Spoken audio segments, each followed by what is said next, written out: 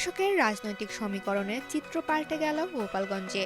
আওয়ামী লীগের দুর্ভেদ্য দুর্গ হিসেবে পরিচিত এই জেলায় প্রথমবারের মতো ৩টি আসনেই জয় পেয়েছে ধানের শীষ। তবে সবচেয়ে বেশি আলোচনা হচ্ছে গোপালগঞ্জ ১ আসন নিয়ে, যেখানে বিপুল ব্যবধানে জয়ী হয়েছেন বিএনপির কেন্দ্রীয় সহ সাংগঠনিক সম্পাদক মোহাম্মদ সেলিমুজ্জামান মোল্লা।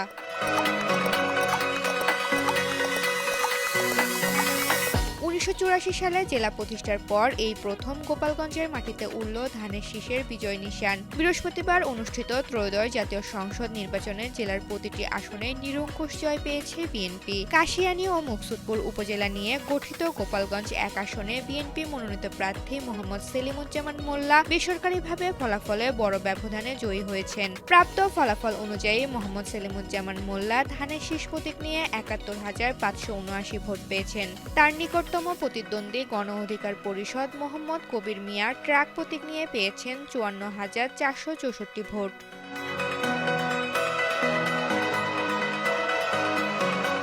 এই আসনটি ১৯৯৬ সাল থেকে ২০২৪ সাল পর্যন্ত টানা ৬ বার দখলে রেখেছিলেন আওয়ামী লীগের মোহাম্মদ ফারুক খান। তবে ২৪-এর পট পরিবর্তনের পর এবারের অংশগ্রহণমূলক নির্বাচনে ভোটাররা সেলিমুজ্জামান সেলিমকেই তাদের প্রতিনিধি হিসেবে বেছে নিয়েছেন। নির্বাচনী প্রচারণাকালে সেলিমুজ্জামান সেলিম বারবার গুরুত্ব দিয়েছে জনগণের ভোটার অধিকার এবং টেকসই উন্নয়নের ওপর। দীর্ঘ বছর পর প্রতিদ্বন্দ্বিতামূলক ভোট হওয়ায় কেন্দ্রগুলোতে ছিল ভোটারদের স্বতঃস্ফূর্ত উপস্থিতি।